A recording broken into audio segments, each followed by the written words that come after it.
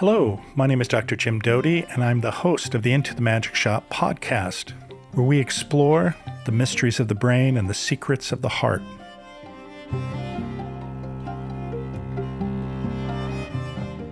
Welcome to the Into the Magic Shop podcast. My next guest is Jennifer Nadel, not only a transformational leader, but an award-winning journalist and best-selling author. She's also a qualified barrister and a political and communication strategist and commentator.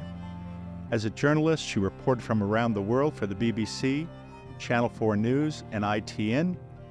As ITN's Home Affairs editor, she was one of the UK's most senior female television correspondents and was a renowned investigative journalist. She's also the founder of Compassion in Politics, a think tank in the United Kingdom, and is the executive chair of the Global Compassion Coalition. I hope you enjoy our conversation today. Jennifer, it's nice to see you again.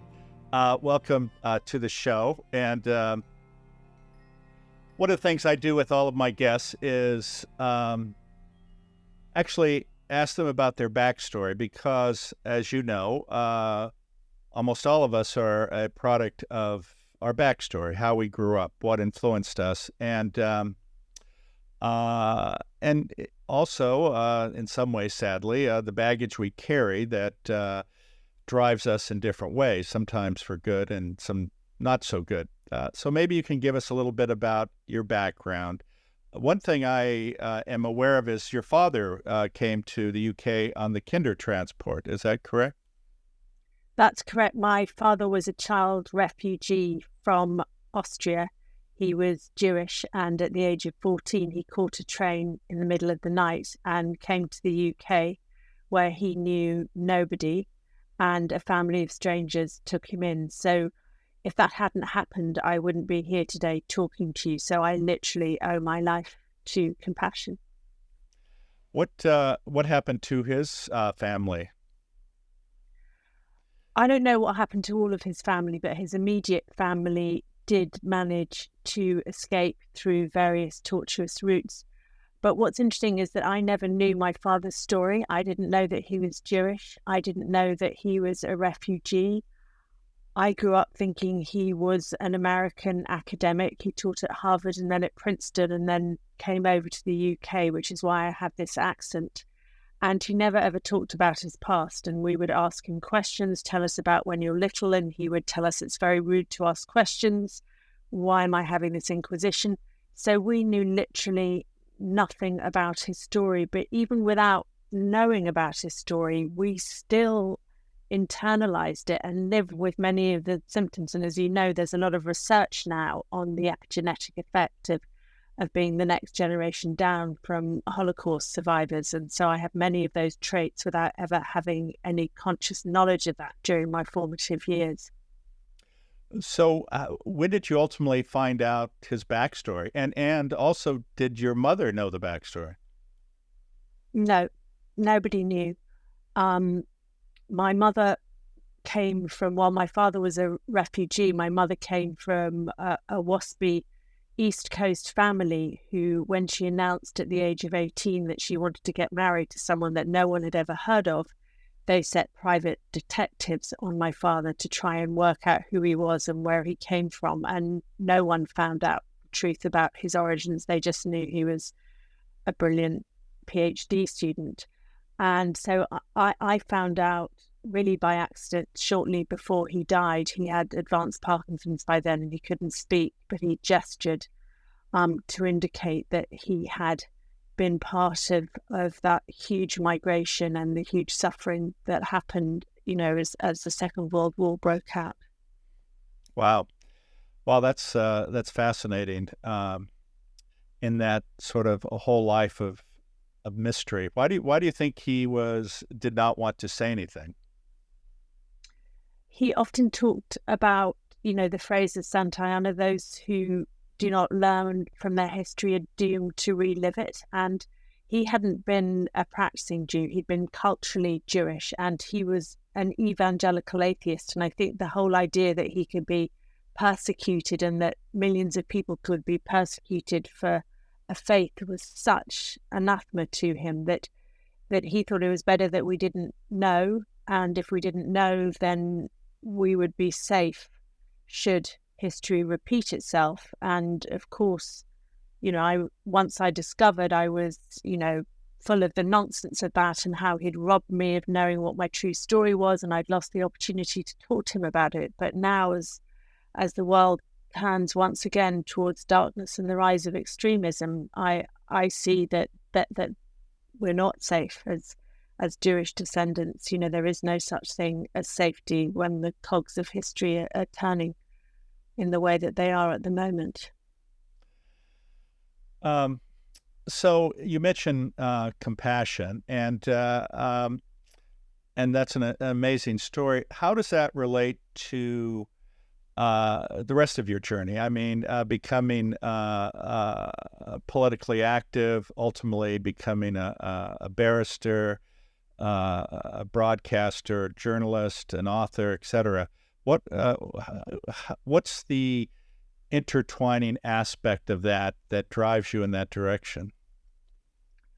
I really wasn't conscious of it for a long time. I just knew from my mid-teens that I had this drive to try and make things better, and I ran my first protest when I was in my mid-teens, standing beside a road, holding up placards. Didn't make any difference to the outcome of the road I was trying to stop being built through a green meadow. But what it taught me was that when I took action, when I tried to intervene, when I tried to do something to make things better, I no longer felt powerless and lacking in agency. And that experience really propelled me into a life of trying to find what levers I could pull to try and make the world better. And I started off thinking, well, if I'm a lawyer, then I can help change the laws.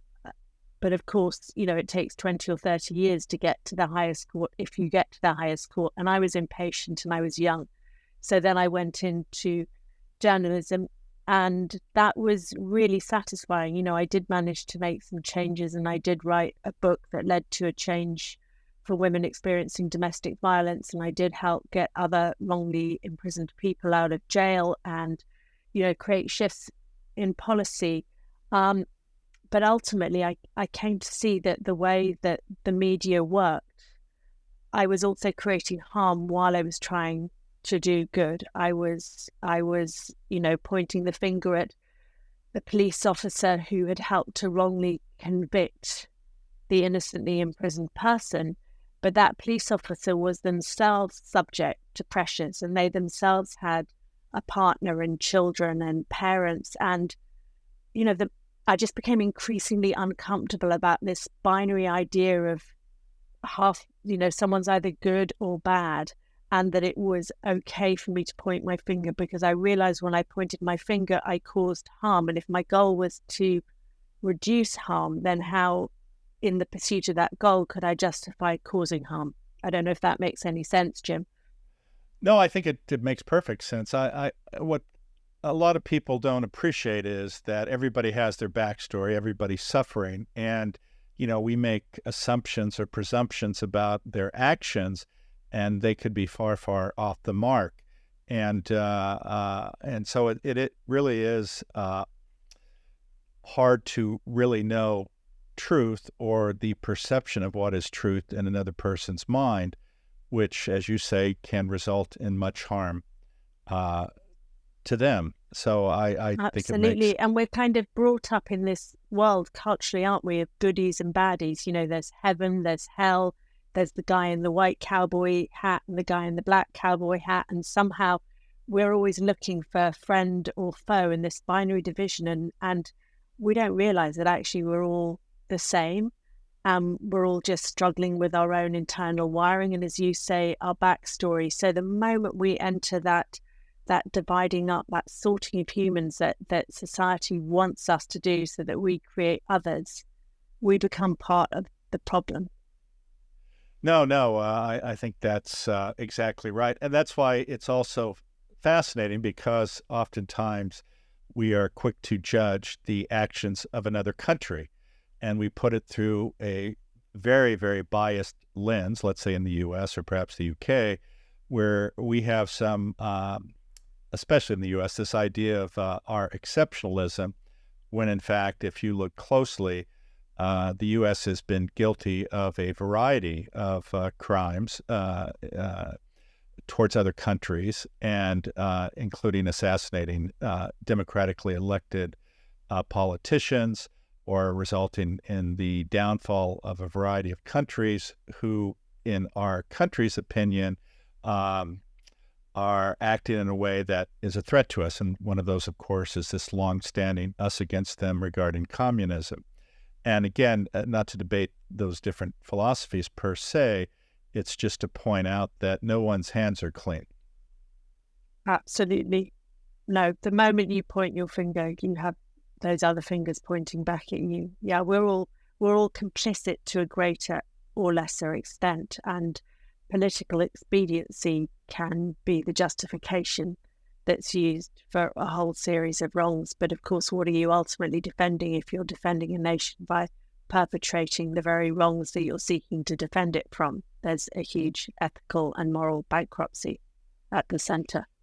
Well, I think we're seeing some of this in the recent conflict in Israel and with the Palestinians. I think we also have continued similar events in this idea of an us against them, whether it's in Yemen or in Syria or in South Sudan or a variety of other places in the world, which sort of begs the question, why is that the case? I recently did a podcast with Paul Gilbert, who I think you know, the founder of Compassion-Focused Therapy, and his assessment are humans are incredibly mean, horrible people, which I suppose is true. It's kind of true, but it's kind of, we have the capacity to be either inside of us, and it's what's cultivated, what's encouraged, what's nurtured, what's rewarded. And in society at the moment, what's encouraged and rewarded is coming first, the me first, individualized, competitive self-interest that led to the hollowing out of the very things that actually keep us secure in society and give us a life of connection and values. So I know Paul's theory, and I just don't buy it. I think we can go in either direction. And I think that once we've gone into the nasty, brutish direction, we can return from it. I absolutely believe that all of us can return to center, and that when we're in center, our natural state of alignment is one of love. But the moment we're threatened or triggered, we step out of that into egoic defenses, either attack or fawning or dissembling or whatever it is. But if we can just somehow learn, and I know this is a huge part of your work, how to step back into our true self, that place of peace that we can cultivate and that can exist within each of us, then we can be extraordinary. Well, I think part of it, and one of the things he and I were discussing, was sort of overcoming your biologic imperative. And okay, I just want to take issue about that because if you look at Darwin, and we're told it's the survival of the fittest, but I mean, first of all, Darwin didn't actually say that. And if you look at Darwin, he was actually saying it's those that can collaborate that survive most. So I think it's a slight misrepresentation, and you'll know the research which shows that when alphas are taken out of a group, the group then reforms in a non-hierarchical, collaborative way to such an extent that when those alphas come back in, they are co-opted into the new system. So I think we're more sophisticated than that. And I think the only reason you exist and the only reason I exist is because we were nurtured and cared for. And that is our basic nature, just as much as the need to defend ourselves from any perceived attacks. Well, I appreciate what you're saying. I certainly am familiar with Darwin's work and the articles you've quoted. But stepping back a little bit, you mentioned fear, and I think that is a big driver. And fear makes you do all sorts of bad things. And as a part of that, one of the things that we have evolved as humans is this tribal instinct. And I think that's where the real problem lies, because so many people, one, want to be accepted, and they find people who look like them, act like them. And as a result, it can result in horrible actions towards others. And in many ways, this is the objectification of an individual, right?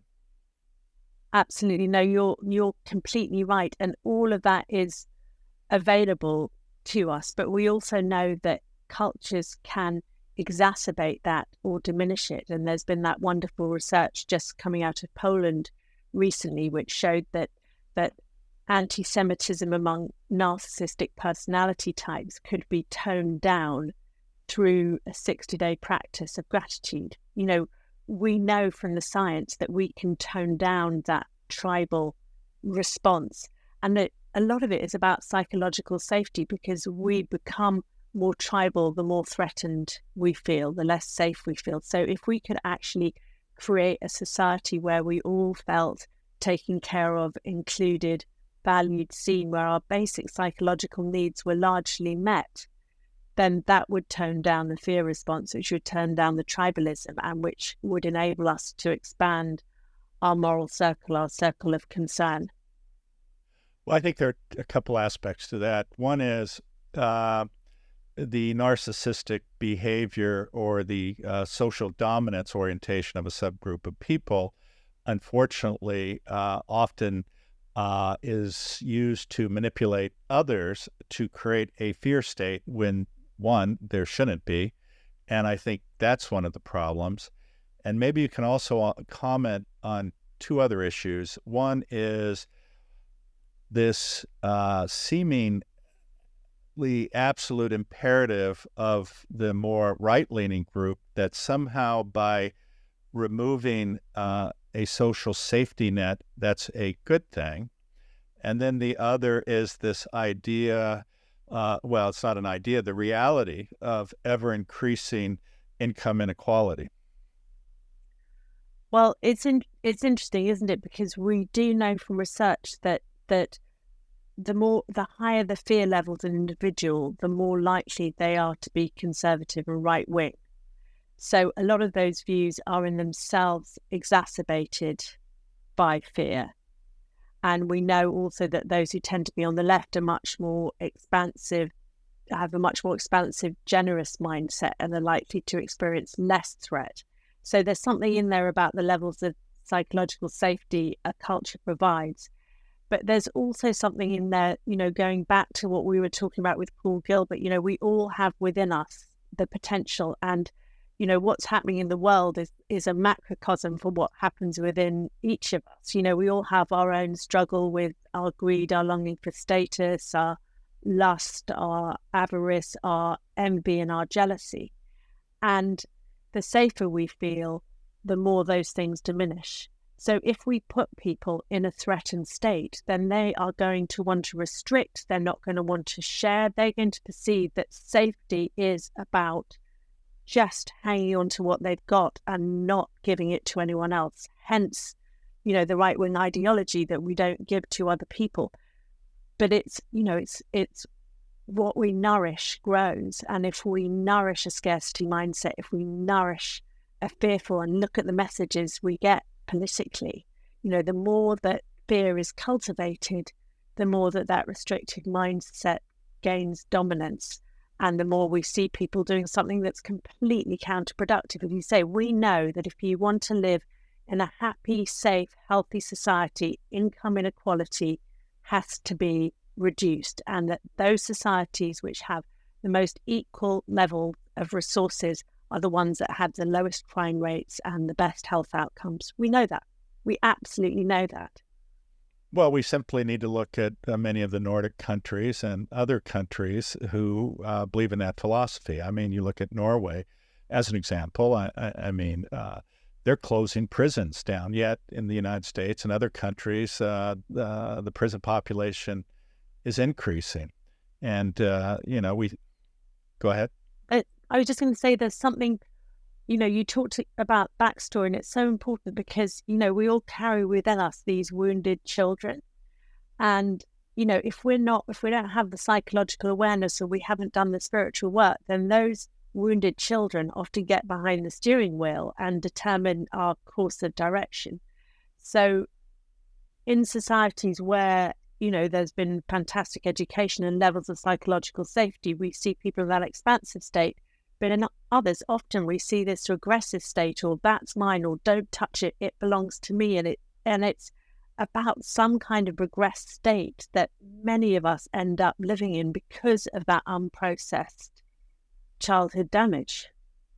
And then, of course, feeding into that, sorry, I'll stop talking in a moment, but then feeding into that is our addiction to rightness, because if we're feeling threatened and we get angry, that makes us feel energized, that makes us feel powerful, that makes us feel like we're going to end up on top.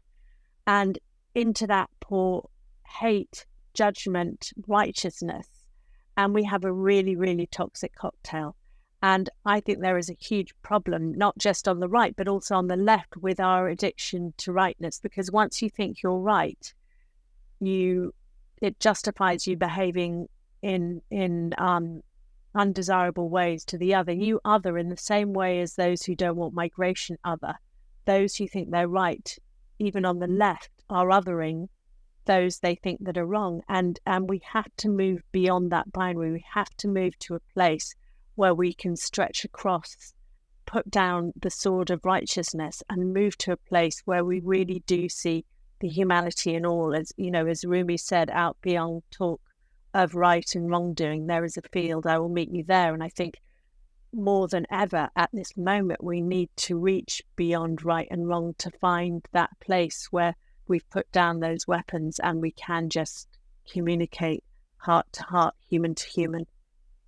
Well, it is sort of interesting that we've watched over the last, at least in the United States, probably with the occurrence of initially the Tea Party, that it has become absolute opposition and dismissiveness of the other's point of view, which of course then there can be no compromise or going to that field where there's neither right nor wrong.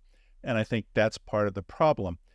It's also interesting, I think, when you look at what's happening in a variety of different countries in terms of the rise of authoritarianism and this narrative that you're suffering, and frankly, often because of the party who says you're suffering, that it comes out that I can fix the problem, only I can fix the problem. And, we're seeing this in Hungary, Italy, France, Israel, Germany, the Netherlands, Poland now. And why do you think so many people are susceptible to that narrative? I think it's that longing. We spoke a moment ago about the child within each of us that wants our needs to be met. And when we're scared, these figures that promise everything's going to be happy ever after. I mean, Trump saying, I just want peace. How many people just want peace? I mean, what an attractive message that is. The fact that he has no idea how to achieve peace, and the reality is he will cause far more conflict than he does resolve them, doesn't matter. And that's part of the issue that we're facing right now, that we've moved beyond reason. We've moved beyond fact. We've moved beyond scientific evidence to this place where when we adopt a position, or when we throw our lot in with one of those charismatic leaders, it doesn't matter what evidence you throw at the person who's thrown their lot in with them, because it becomes part of our identity, because we so want to belong. And with the advent of neoliberalism, many of the ways that we belonged got thrown aside. We became units of consumption without our psychological needs being met. Well, that's an interesting statement. It's sort of fascinating how that narrative, also that there always has to be an increase in consumption, when in fact, I think that's part of the problem, this ever-increasing promotion of consumerism or the narrative which you had mentioned earlier of I want, I want, I want. And I think that's unfortunately a result oftentimes of the media. And as you probably know, if you look at what's happening, I think there are only 5 major media companies. They've all consolidated, and we've all seen that also with private equity. I mean, BlackRock and some of these others own large percentages of the major corporations in the world. And it seems as though there's a small group of people who, for their own self-interest, of course, which is wealth acquisition or accumulation, are pushing that narrative. And there's a revolving door often between those in political power with those who are involved in those major media organizations or investment organizations.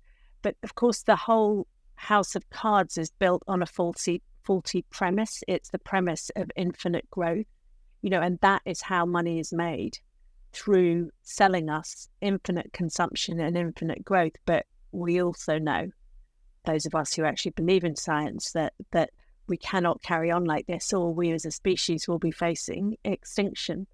So it's how do you bring the moral knowing that is within all of us out to the extent that it can actually intervene in those spaces where people have defended themselves and fortified themselves in castles of wealth from the knowing that ultimately we're all going to die and that all of us will be affected by climate change, and that they're leaving the next generation with one huge catastrophe on their hands. Well, yes, I mean, I totally agree with you. It's interesting. We have Davos, where you have, thousands of private jets fly in to discuss the economies of the world and theoretically have self-decided that they're the determinants of how the rest of the world should function. And of course, anyone whose self-interest is related to a decision they have to make always choose the side of their self-interest. It's interesting, and I'm paraphrasing, but Tolstoy had a quote that said, there is a man on your back who's choking you. He acknowledges he's on your back choking you, but at no time does he ever offer to get off your back and stop choking you. And I think that's how I sort of view the group at Davos. They're never going to do anything that potentially compromises their self-interest. I think the other thing that you pointed out regarding politicians is that we have allowed corporate interest and the wealthy to be able to invest in politics. And unfortunately, I think, as you well know, now, at least in the United States, the corporations are even writing the legislation which they then give to the politician. There was a study that was done by Princeton where they analyzed the process of how groups get what they want in the context of politics. And one of the realities was that if 99% of people either wanted or didn't want a type of legislation, so something very popular, the likelihood of it getting it through the legislative process is essentially zero. If you are a major corporation or a billionaire, the likelihood would be 60 to 90%. And if that same class of people did not want legislation passed by the majority of people, there was essentially a 100% chance that that legislation would not pass, which is a very sobering statistic. It is. And, we like to think that we're the model democracies and we go out fighting wars. We spend a lot of time, America does, the UK does, exporting democracy as if we have the model political systems, but our systems have become really corrupted in exactly the way you say, by extreme wealth, by lobbying, by lack of really clear boundaries. And, as my work in my work in compassion in politics, I'm always struck by how the rules that most people have to live by just do not have an application at the moment in the political space. And that's one of the things that we really need to see change. As Robert Frost said, good fences make good neighbours. We need really clear rules that are abided by, and we manage to have those rules in business, in finance, in medicine, in the classroom, in universities, and we need to have those same rules in politics, because a lot of it is frankly verging on the criminal. We have bribes, we have threats, and that is how, as you say, decisions are taken, and that's completely unacceptable. And it really feels as if we're at a crossroads at the moment.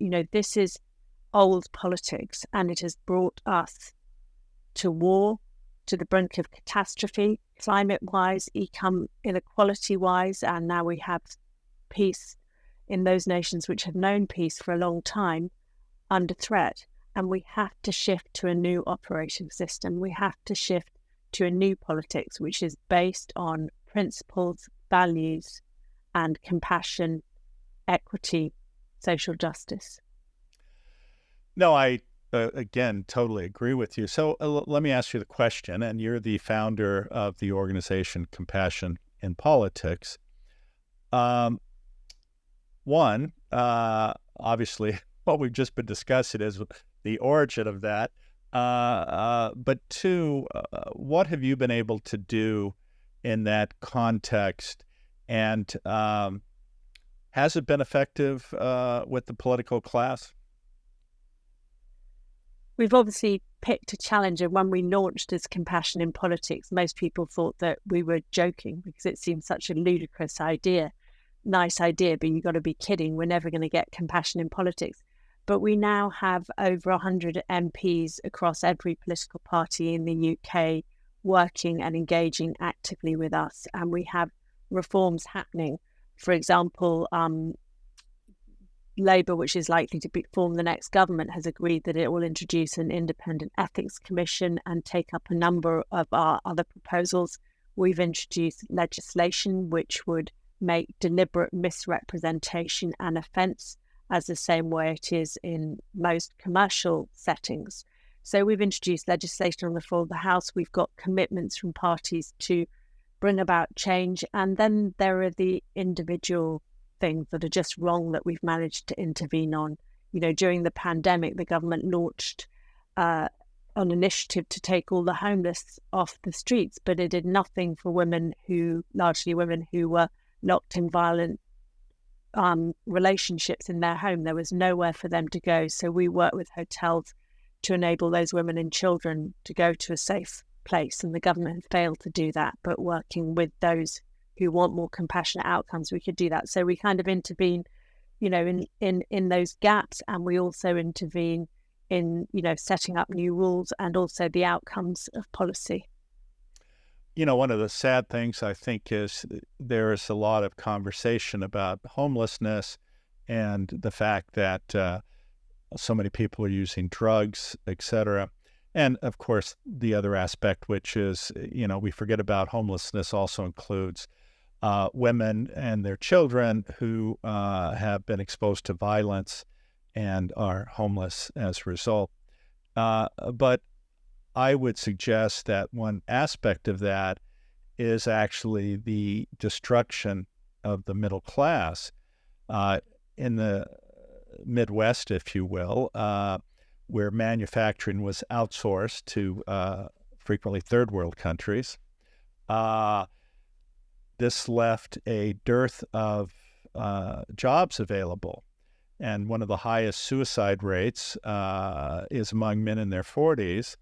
And also, this has led to the opioid crisis, which, frankly, was driven in many ways by a corporate interest pushing pills, which they knew were harmful, all for profit. And in fact, you may not know this, but in medicine, during that period of time, legislation passed that if a patient came in and said they were in pain, we could not refuse them narcotics.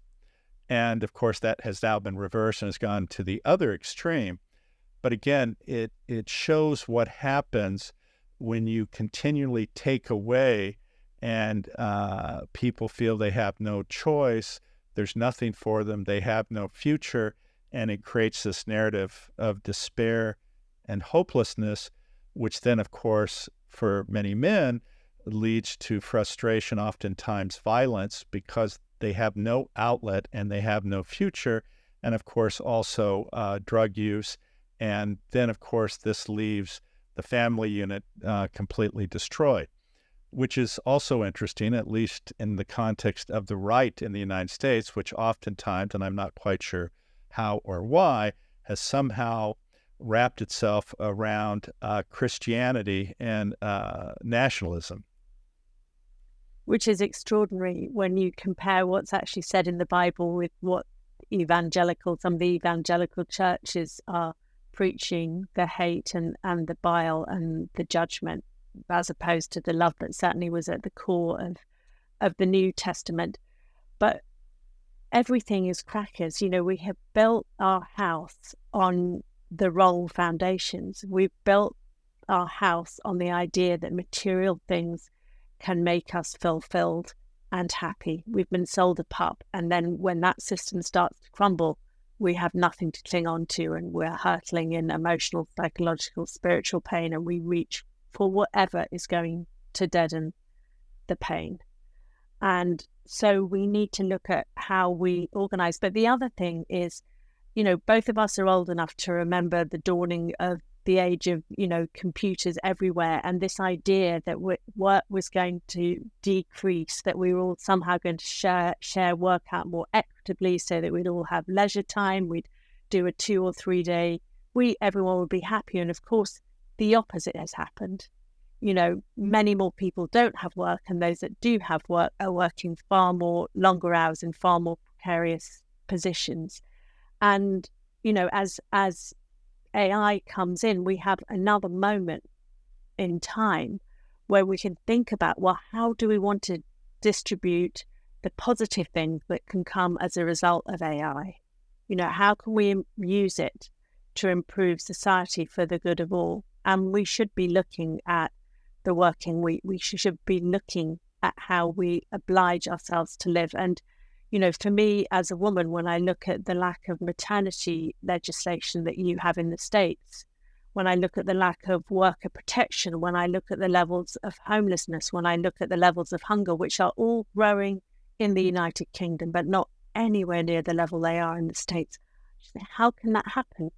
And it's all so twisted because no one feels good, whether we're conscious of the suffering that is happening as a result of our plenty and other people's lack. Whether we're conscious of it or not, we are all paying a price for it. It is not nice to walk down the street and see people without homes, without shelter, or who are hungry. It is not good to know that this suffering exists, and we all pay a psychological price. And some of us just pour concrete over our knowing and become judgmental and blame those who've fallen upon hard times as if it's somehow their fault that life has the dice have fallen as they've fallen. But actually, if we could reduce the levels of suffering, all of us would be happier. Well, I think that's exactly right. And it sort of begs the question, why is this happening? You've talked about, on the one hand, our innate nature to love, yet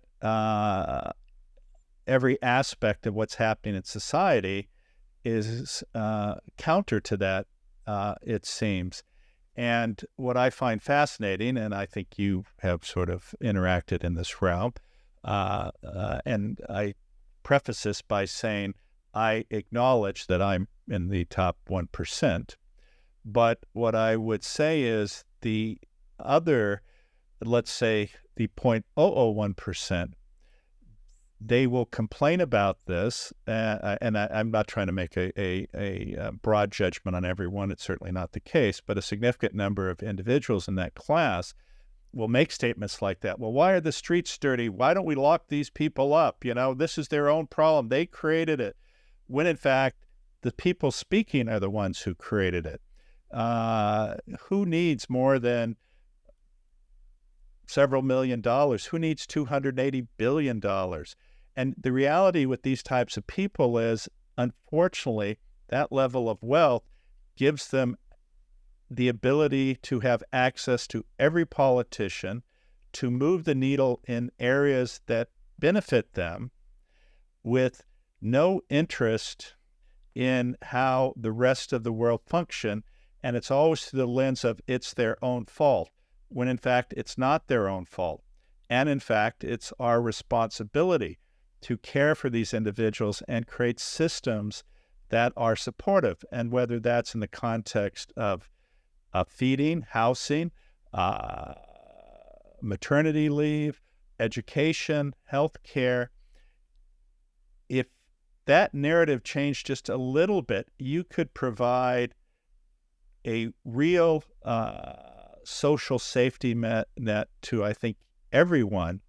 And it's just extraordinary to me how so many people are blind to this reality. Yeah, and I think there are two things at play in particular there. One of them is how we defend ourselves psychologically against the suffering of another. You know, if someone else is suffering, that's scary, it's messy, it has implications for who we are. You know, if we're the person whose exploitation of the other has led to conditions in which that person is so precarious that they can fall off the ledge into homelessness altogether, we don't want to know that. So we slip into denial, and it's far easier psychologically to blame someone for their misfortune than it is to think, oh my goodness, I've got to do something. And of course, we live in a culture that has encouraged that, where those in need have been demonized and portrayed as scroungers, as people trying to get something for nothing, people who don't want to work. So we have othered them. But that serves a psychological purpose, because it means that if it's their fault, we don't need to do anything. We don't even need to feel bad about it, because it's their fault. They could make themselves better. They just need to pull themselves together. And that absolves us of the messy business of feeling human. So that's one part. The other part is, because of the legacy of communism, America in particular, but increasingly in many European countries, including the United Kingdom, we have an antipathy towards the state. You know, the state symbolizes this big controlling force that's going to rob us of our sovereignty. But actually, the reason we come together as a society is because together we can do better than individually.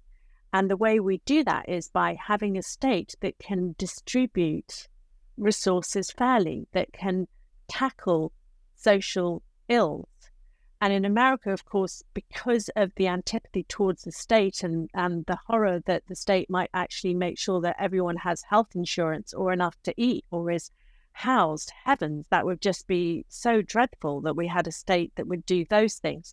We open up the space for philanthropy, which is allowing those very wealthy people that you're talking about really to kind of at their whim decide who they want to give their money to, and then be praised for having been so generous, for having given the fortune that they built off the backs of the labour of others away. And of course, that's a capricious system, and it's a system that leads to funds being channeled to those causes that are pretty or easy to empathise with, rather than the causes that are most in need of resources. And tied within that is the whole notion of what is the purpose of politics. You know, if the purpose of politics isn't to protect citizens and to create an environment in which the majority, everyone, if possible, can thrive and have access to the conditions that are necessary to live a happy life. I mean, what else is the point of politics? Politics shouldn't be. It's become this binary system of tug of war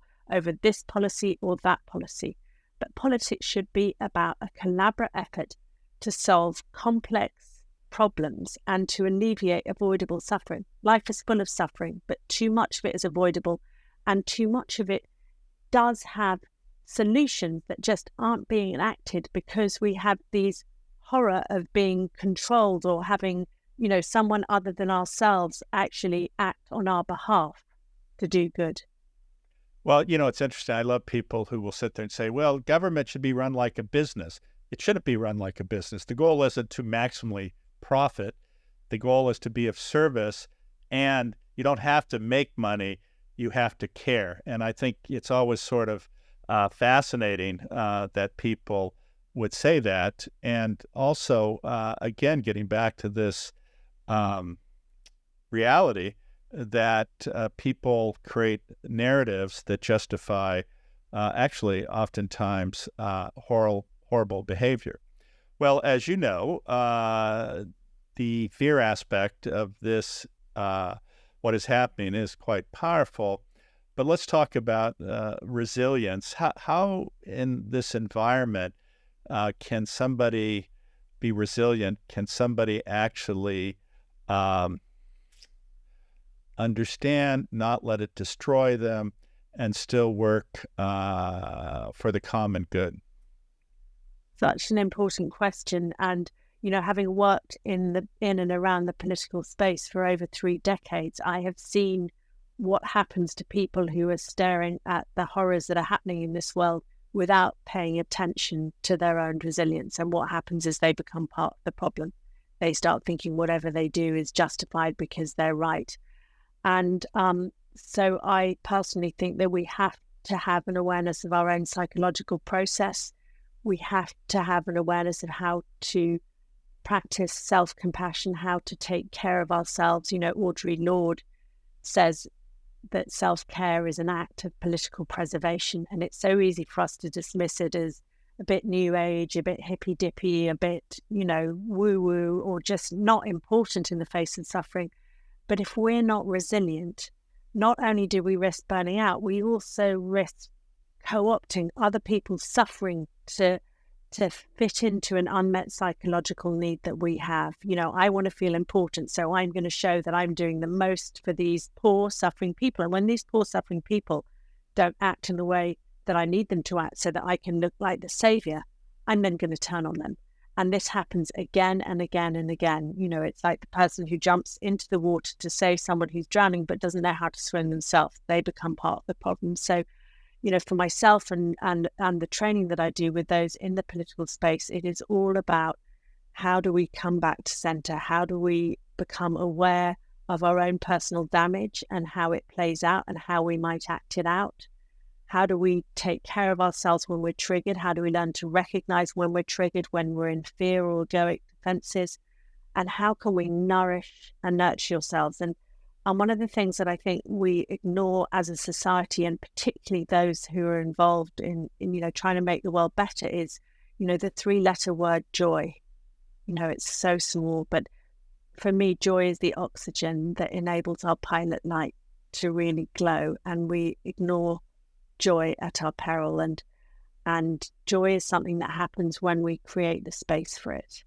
It happens when we walk down a street and notice what the sky is doing, or we notice the flower that's bravely poking its way between 2 paving stones, or we connect with the eyes of the barista or the person who's selling papers at the station, and that joy costs nothing. And when we allow ourselves to experience it, we snap back into our aligned selves and we can become beacons of hope and love.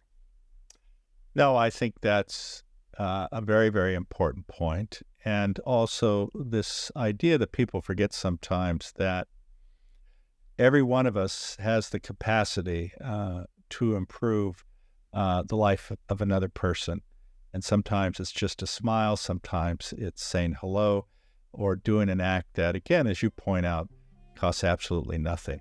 And I think on those 2 notes, our time has run out, but I certainly appreciate you and the work you're doing. And thank you so much.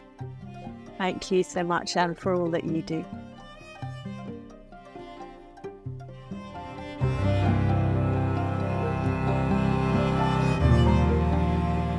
Again, thank you for being with us today. The Into the Magic Shop podcast can be found where you find your most popular podcasts, or you can find us at intothemagicshop.com.